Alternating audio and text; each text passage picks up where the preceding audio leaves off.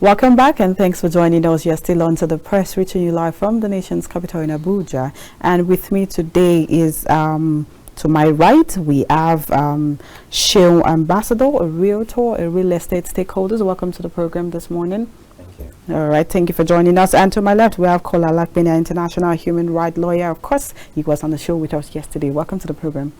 It's good to see you once again. All right, I'd like us to start with, of course, the hottest cake on the policy. I like to use that word. That is Niger, and every paper has coined it in their own way, but I like to take it from the Nigerian Tribune to Agro, where they said, I am the one holding ECOWAS back. That's coming from President Tinubu. I like you are an international human rights lawyer, so you should know more about this. What's your own general take on President saying is the one holding back ECOWAS? Well, I wonder how long he's going to be able to hold them back for her, okay? Because, I mean, it's a regional decision. It's not Nigeria who's taking the decision. Okay.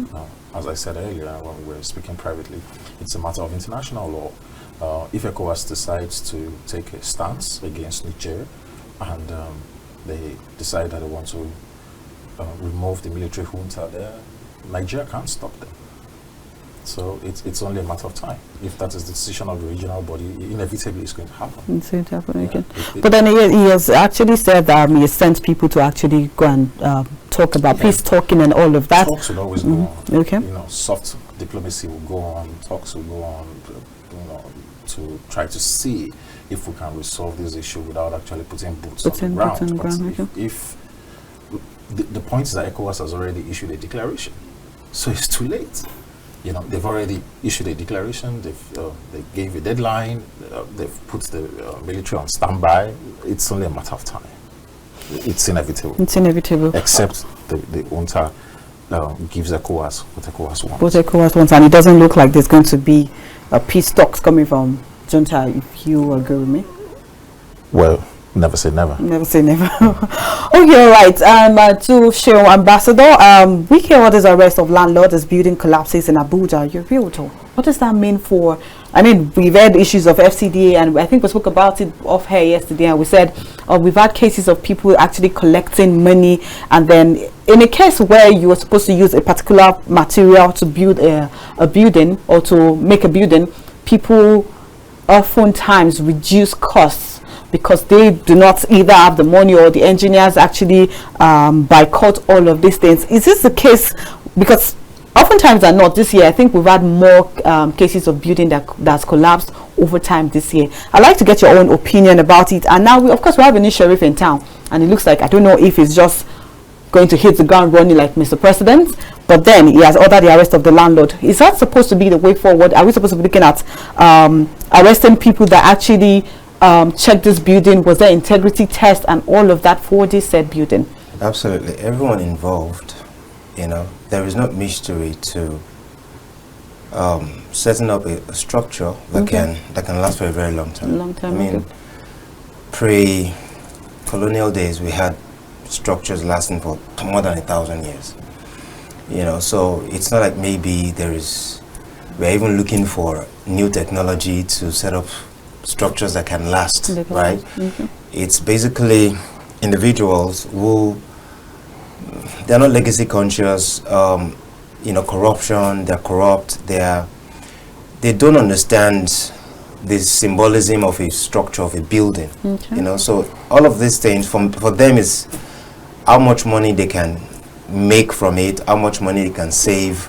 They're not thinking of the structural integrity, which is mathematical in its approach. You know, the concrete, the proportion of concrete that you need to you know, put in if you want to build a bungalow, and if you want to build a 40-story building, it's not the same kind of foundation, right? Yeah. So these things have been in existence for years, but it's just that, you know, you find people who are trying to make money.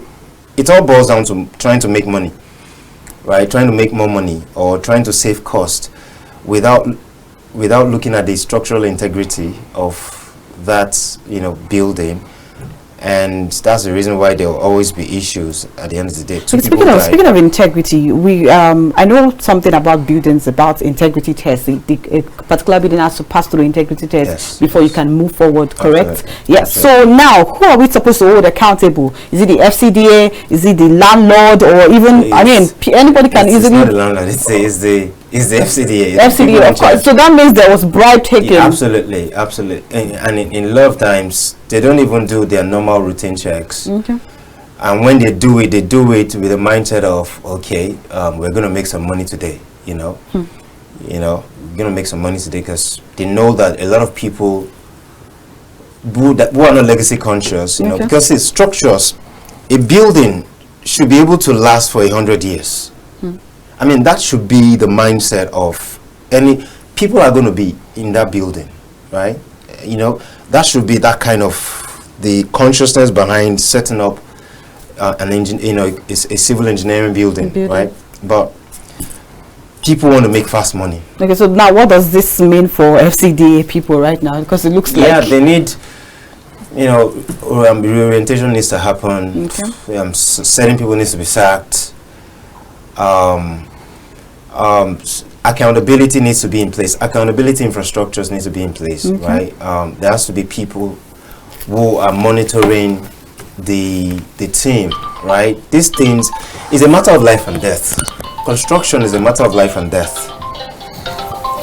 And if you as an individual, you are playing with people's lives, I mean, you are liable to be checked psychologically, you know. You're liable to be maybe arrested, to be locked away, because I mean if you lock you away, then you probably will not play with other people's lives, right? So okay, all right, that's a sad one there, but we do hope FCDA and the federal government does something better off next time. And now I'd still like to take this thing, falling slab trapdoors while fleeing Abuja collapsed building. So it's not even just about the integrity test now, it's still about the building itself. Do you think there should be the building is integrity, the structural integrity? The structural integrity, okay, you say it's structural, because I only know about, I know people mention integrity test most times.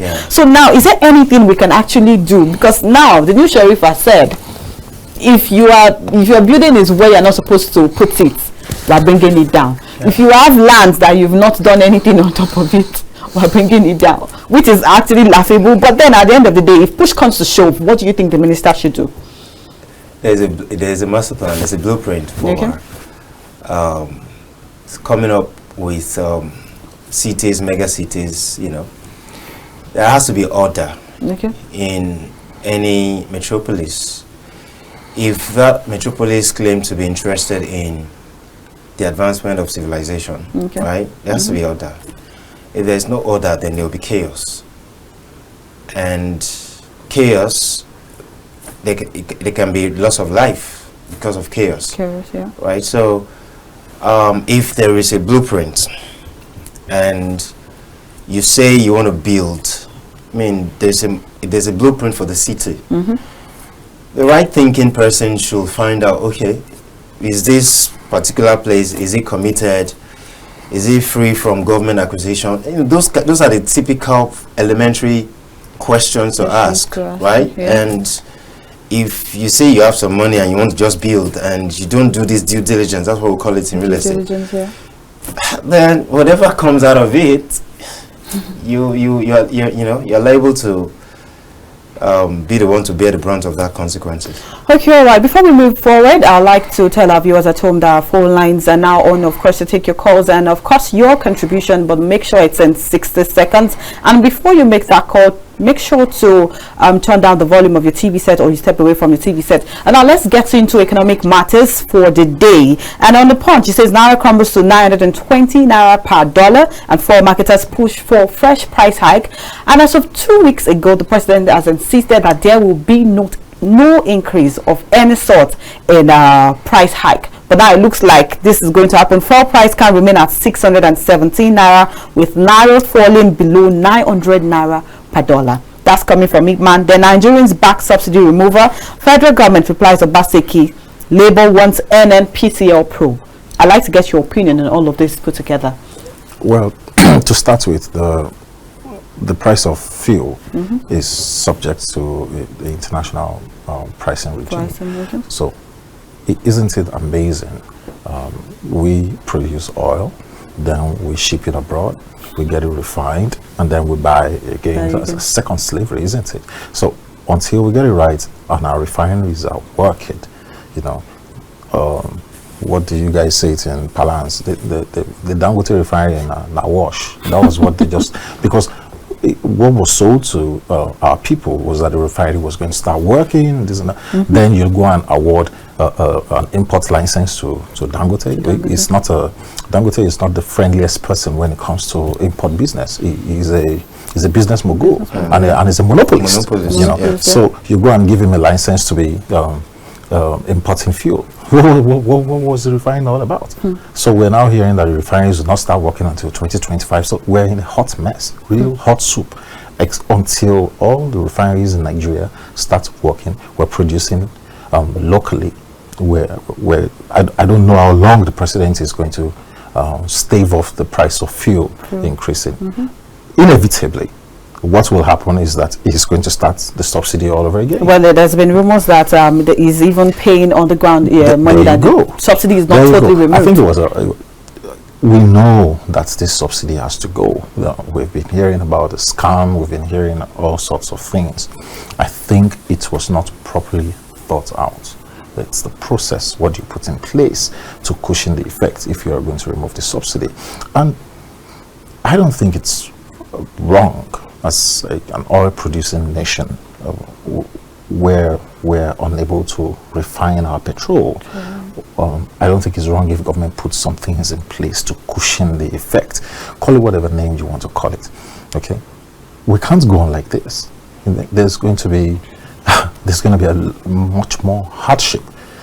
You know, if we're buying fuel at this price, and you can see the prices of things have skyrocketed in the markets and everything, and it goes up again, I don't know how the government is going to handle what will come from the people on the streets, because people are hungry, and a hungry man is an angry man.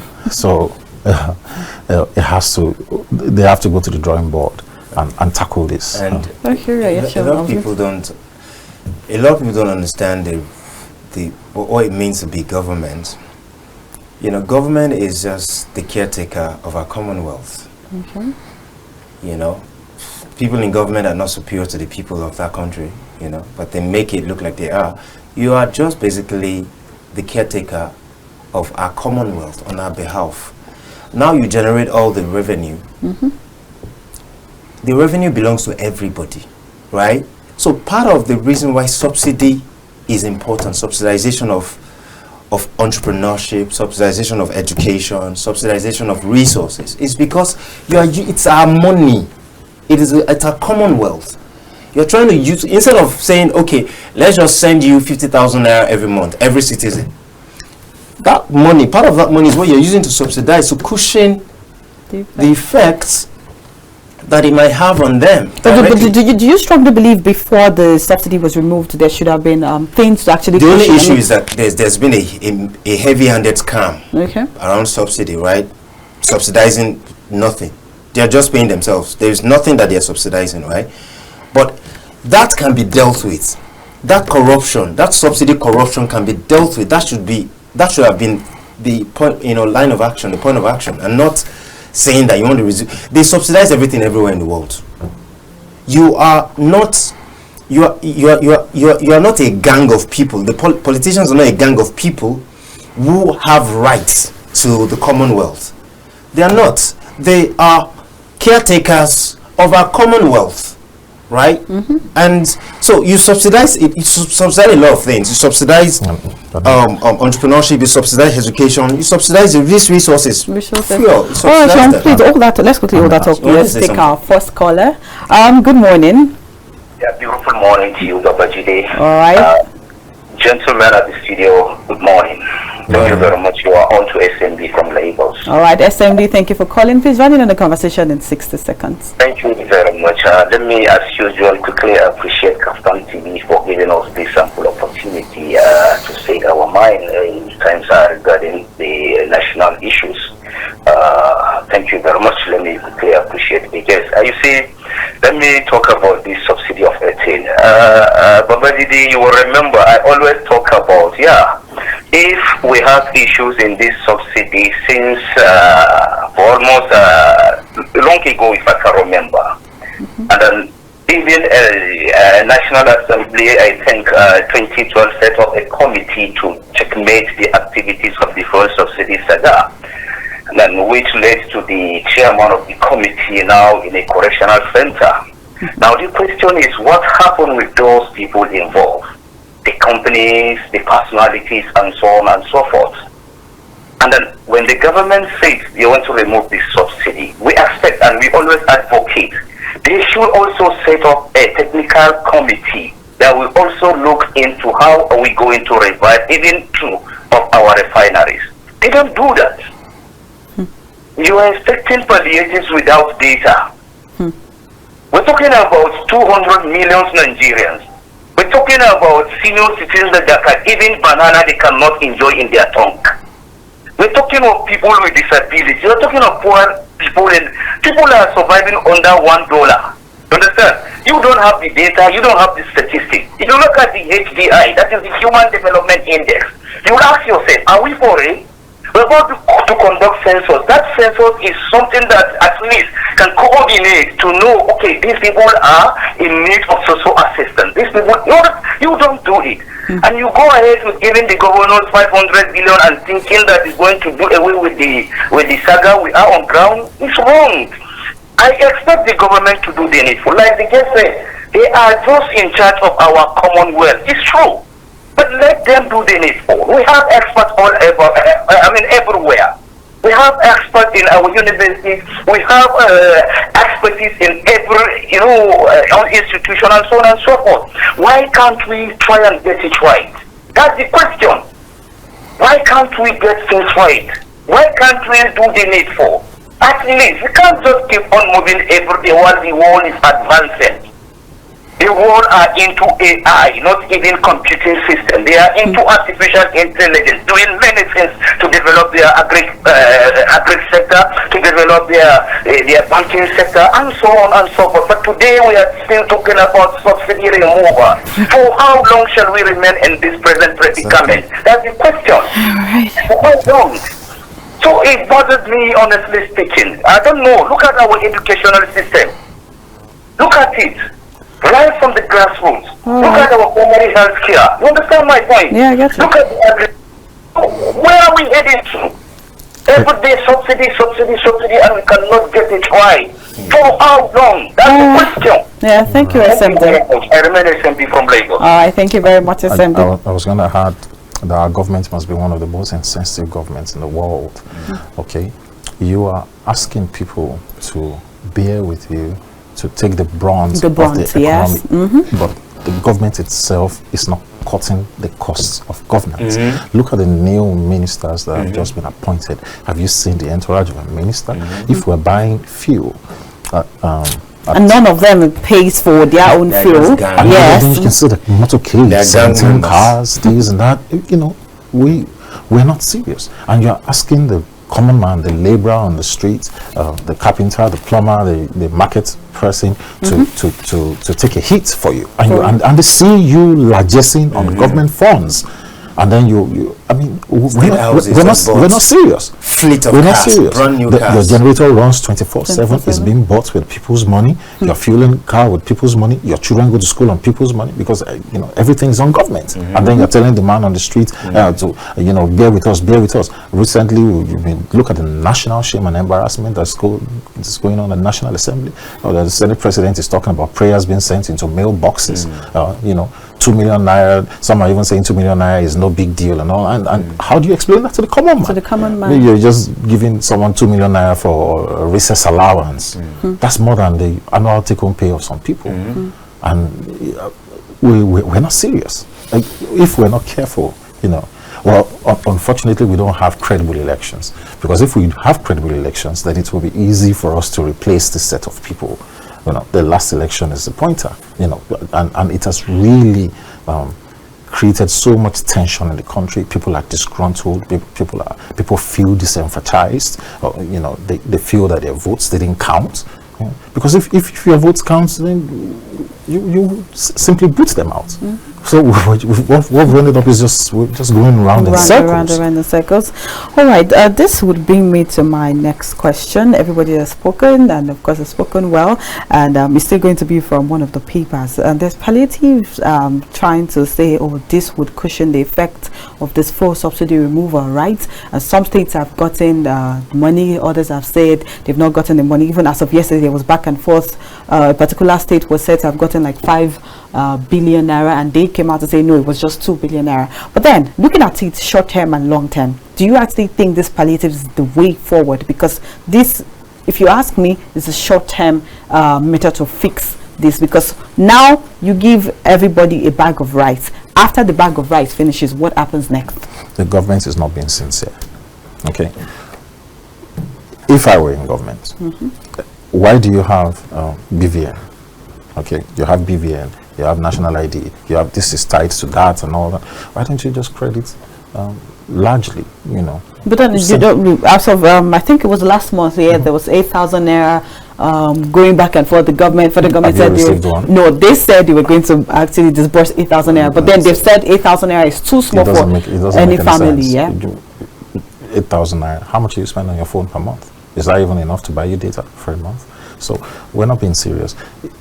This money is going to go the way of most government funds. It's going to be embezzled. You know, let's not kid ourselves. We know, we know the kind of country we are from. Basically, gang. What we need to do, if government is going to be sincere, okay, you have a huge amount of people who are already banked, who have you know, accounts and these, and you have BVNs, because we know that with BVN you can stop. That is what has actually been stopping most workers. The name numbers. That has this NIN is there and all that. So largely we've been able to stop the you know, the scourge of ghost workers in government. You know, NYSC doesn't give you your money by cash; they send it. So there's a database. So why don't you just, you know, credit the huge sector that is already banked, so that whatever you're sending to the states for the unbanked, you know, it's minimal. When you say you're sending 5 billion to the states, I'm waiting to see. We know how it will end. I'd like to hear your own opinion about that. We know where it will always end up. You know, there is the mechanics understanding of how to power anything. There's a mechanics of Abuja, there's a mechanics of Lagos. It's different, right? If you are truly interested in sustainable economic empowerment, it is not distributing money, really. It is not the way of distributing money that you will go, you know. But if you are an astute politician, you know, that's the only way you can, you know, keep servicing them and keep making them hope for a better future, right? There are things that you can do to empower families. You can empower one family member economically, and the rest of the families are good. They are good. They're, you know, a lot of things that can be done with those monies, but they would rather just distribute the money amongst their gang members, you know. You keep saying gang members. So who are these gang members talking about? I'd like you to hit the name on there. You know, politicians have their gangs. They are gangs, right? And those, depending on their ambitions and the pedestals of their ambitions, right, as they go higher and higher, there are people who were loyalists to them to help them get to the next juncture of their ambition. So as they get to the next junction, the next thing to do now is to reward the loyalists, which is what they are doing right now. Still on fuel subsidy, because we can't talk about fuel without talking about crude oil. Delta communities occupy Shell's float station over non-inclusion in PIA, and now they've threatened to halt crude oil production. That is going to mean there's going to be lots of drama. But that's the only language that the government understands. That's the only language. But do you think there's anything the government can do, like ASAP right now? They didn't get to that. I used to work in the Niger Delta. I worked, you know, I'm a veteran of oil prospecting crews, you know, in the Niger Delta, and I used to be a community, you know, manager. I used to, so I'm very familiar with this. And it doesn't. There are usually intelligence reports which we receive even before they occupy our operational areas. So this is not an accident. It was long time coming, and it will have been brewing. So the company knows what to do to avoid or avert a crisis. So it's poor managerial skills that you've seen manifested over there, and it's going to impact on our crude oil exports, because we no longer produce 2 million barrels per day, and that is one of the reasons why we're in this financial mess. We're not earning as much as we used to. Do you think we no longer produce, or they've been sabotaged? I know that we no longer produce 2 million barrels. That we have an OPEC quota, which is about 2 million a day.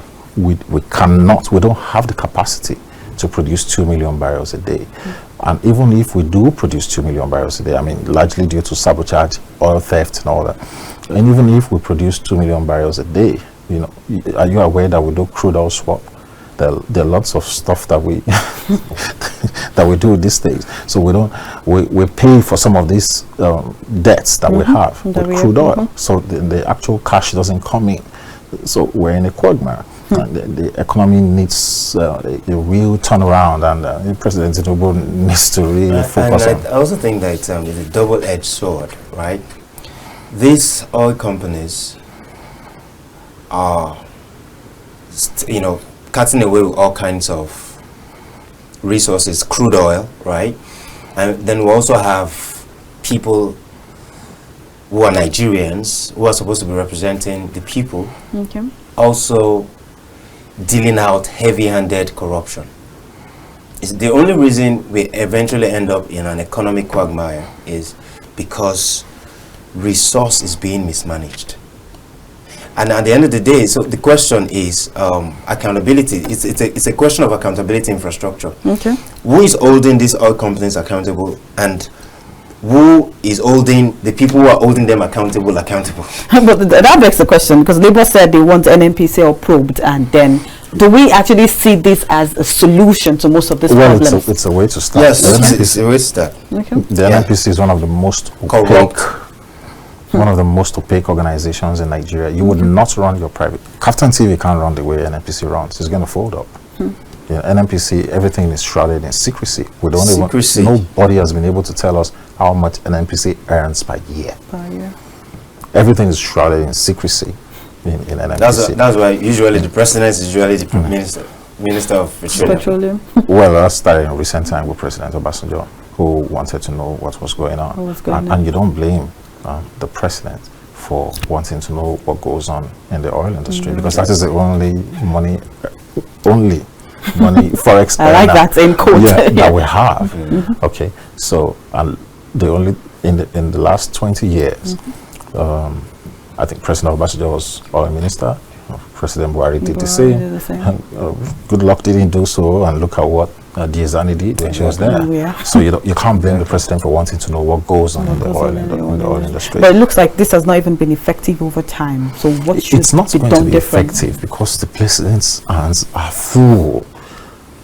It can't be effective. You can't be managing. Nigeria is a big pot on its own, and then you want to add the oil industry, managing the oil industry to it. We're not being serious. Well, President Buhari already said we're a handful, and he felt like he was dealing with stubborn students. That was what he said. He shouldn't have applied for the job. Exactly. Right? He begged and he cried on TV.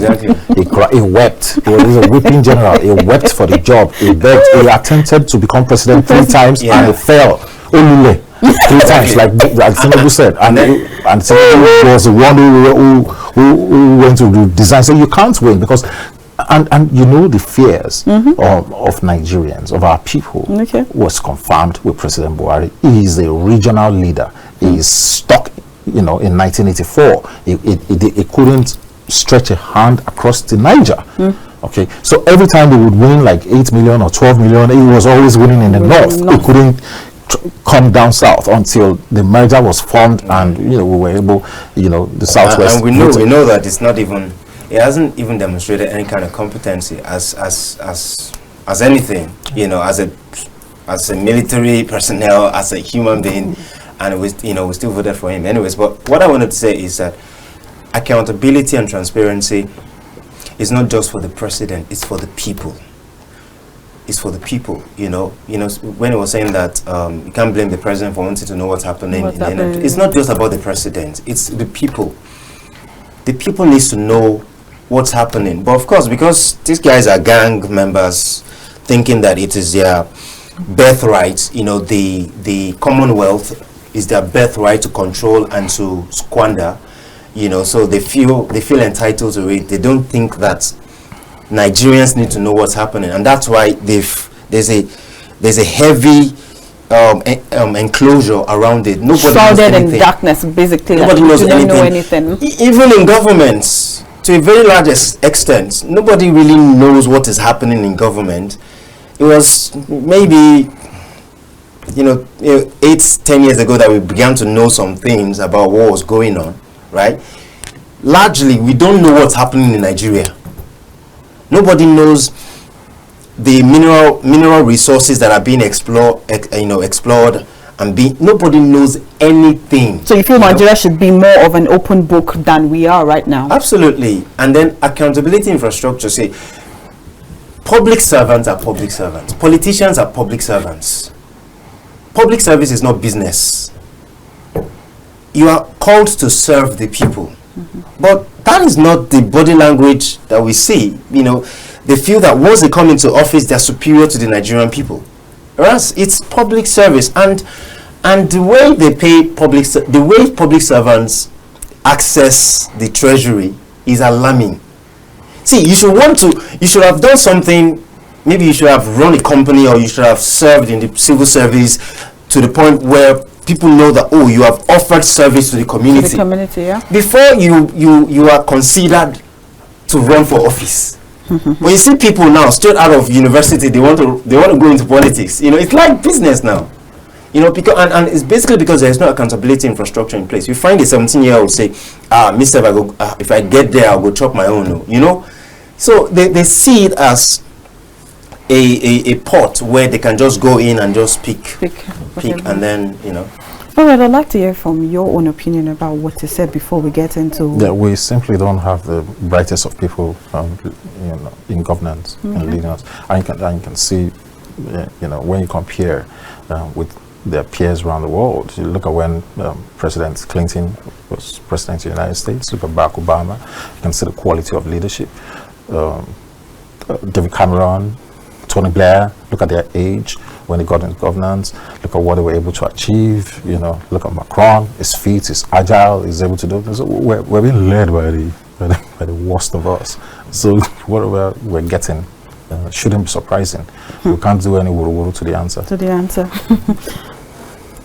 Okay, all right. Let's quickly dive into this. Speaking about being an open book, my educational records not relevant to Atiku's petition. That's coming from President Tinubu, and it tells U.S. court, and that's for Daily Trust. One of the papers said, the varsity here said, if the courts subpoenas them to get the records, they would bring it out. So what is your opinion on that? Well, I schooled in a couple of countries, and your academic records are subject to Data Protection Act. So in the UK, for instance, no one can access my master's degree, the transcripts or records, if I don't give you consent to it. So that's within the president's personal rights.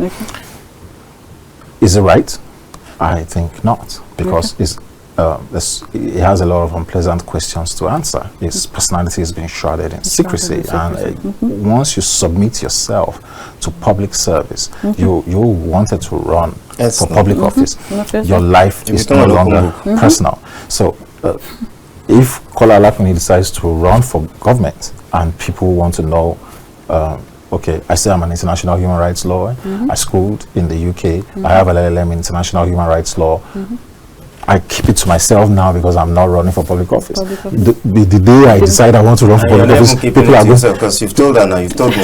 So people are going to scrutinize it. People are going to scrutinize the public is there. So you find out lots of people will just send an email, and it's very easy. You just send an email to University of Essex registry and say, oh, this person asserts that he's schooled at the University of Essex, or was a student or whatever. Yes, they can say, yes, was a student, but immediately, and he schooled here so years. But immediately you want to demand for my certificate or my records, then I will have to waive it. So in President Tinubu's interest, because he has decided to lead the largest black nation in the world, and people are interested in finding out, the questions about his personality, questions about his person, questions about his age, questions about, schools. And I said this when he was going to run for president.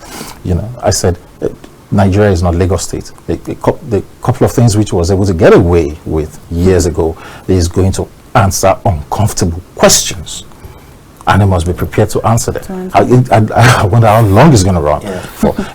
Because the presidency of Nigeria is a big pot, and it has quite a number of vested interests. Okay, so now you can see these uncomfortable questions coming up. People are asking about questions of forfeiture in Chicago, whether whether forfeiture is civil or criminal, whether he was involved in drugs or not drugs. People are asking, Bola Tinubu that went to the Chicago State University was actually a male or female.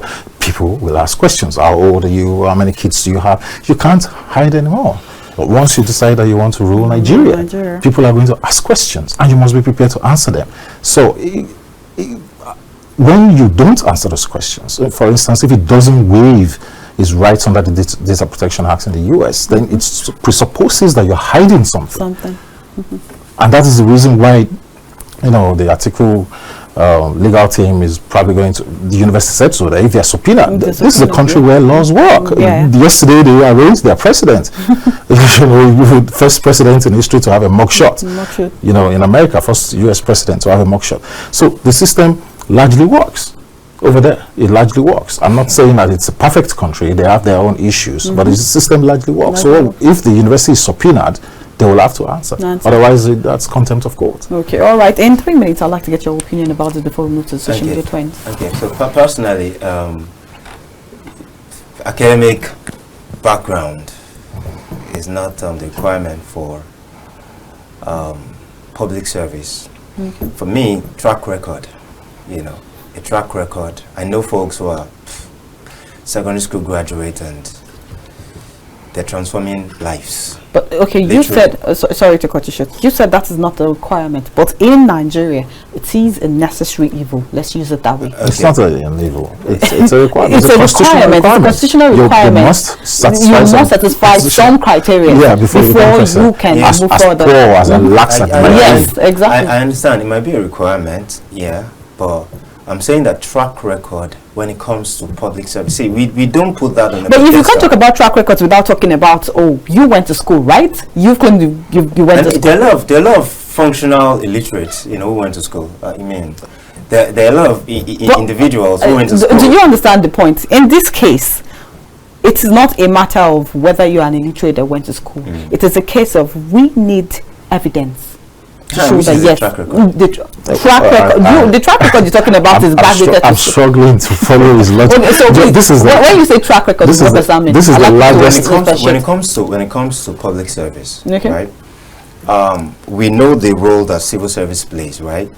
But we also know how that the civil service, more or less, has been the mechanics drawing back progress, right? And there are a lot of people in the civil service, who went to school, who have, first degree, second degree, third degree, right? But what I'm saying is that as important as, the academic record is and all of that, I'm saying that your track record as someone who has done something for your community, beyond your community, are the things you should be looking at. Most especially in this age, this tech-powered age. There are a lot of, like I said, in this age, there are a lot of functional illiterates, right? They are not able to use the tools of this particular age, right? So the track record of being able to do something, solve problems, are the things that we should be focusing on, and not necessarily the academic record or not. I disagree. Okay, all right. I'd like to get your opinion about that. This is the largest gene pool of black people in the world, and we should be led by the best of the best. I would struggle to be led by Sunday Igboho, I mean, and I've said it on various fora. He was a vulcanizer and a tout, and he says he was collaborating about Yoruba Nation. I said, even when you want to be, you lead Yoruba Nation, when we were counting the leaders, you are not going to be first 1,000. Okay, so you imagine the Sunday Igboho coming up to say he wants to rule Nigeria. How does that work? And you cannot, take that out of the equation. Yes, I agree that some people didn't go to university; they went to University of Life, and they're, that's tough and enough lessons. They know, they know their stuff. But where we are now, we should be led by the best of our best. The best of the best doesn't have to go to school. That's what I'm saying. That there are people who understands the requirements of systems engineering, powering things that work, problem solving, and it's not because they went to school. Well, we've been led by people who didn't who didn't have the right. The Bankole went to Harvard. We've been led by people who didn't have as much educational background as we would have desired, and we saw the result. Shehu Shagari went to a teacher training college, and when Nigeria decided to choose Shehu Shagari over someone who had a PhD in architecture, Alexa Kwem, we decided to choose someone who had a teacher training certificate over Nnamdi Azikiwe, who went to Temple University, and studied politics. We chose him over Chief Obafemi Awolowo, who was a lawyer, qualified in the Inns of Law in the UK. And where did that lead us? Profligacy, corruption, and we need to put a halt to it. We're not going to be taken seriously, and we cannot stand peer-to-peer, shoulder-to-shoulder internationally with the people who become prime ministers in the UK. There's a trajectory from young, the kind of schools you go to. You usually would go to Oxford or Cambridge. That is the norm. And look at Macron. If you want to be president in France and everything, they have what they call the science pool. They have all this academy that you go to. It's structured. Look at the quality of. But this is Africa. This is not. I guess. So because it's Africa, we should settle for being middle class. Well, if anybody let me. I'm not a pro majority. Let me help his logic. After all, Donald Trump went to university and we saw what happened. So maybe that's where he's coming from. That's what I'm saying. That track record. See, education is mostly not really found in schools, anyways. Okay. When it comes to public service, see, you can run your business anyhow you want to run it. You can run your life anyhow you want to run it. But you see, when it comes to public service, there has to be track record of what you have done in your community, in terms of maybe mentoring a child or mentoring children, or empowering people economically, entrepreneurially. You have to be track record. Intelligence is not necessarily. I mean, I know a lot of people who have SEP 2 degrees. They are dumb. A lot. I know a lot. So what I'm saying is that track record. This is public service. Do whatever you want to do in your personal life, in your life space, in your family, whatever. When it comes to personal service, public service, we would look at your track record. And the track record is not necessarily your university degree. It's not necessarily that. It is the things you've been able to do. Now you want to take it to the next level. You need a system that helps you, create momentum to take that thing to the next level. Okay, all right. Thank you very much. It looks like we're going to have this argument once again on the press, and that will probably be next week. But today, this is where we'll wrap it up for the press for today. Thank you, Seun. Thank you, Kola. It's been an insightful one with you guys on the program today. We hope we'll see you again. Yeah. Probably next week, because I would be excited to know where Lagos based. I only came for a training. Okay, all right. We're back on Monday. Okay, all right then. Thank you very much, our viewers at home, for staying with us on the press for this week. It's been a nice time with you guys, and this is where we draw the curtains. I remain Mercy Babajide. See you next week, Monday, of course, on the press. Same time, same station. Bye.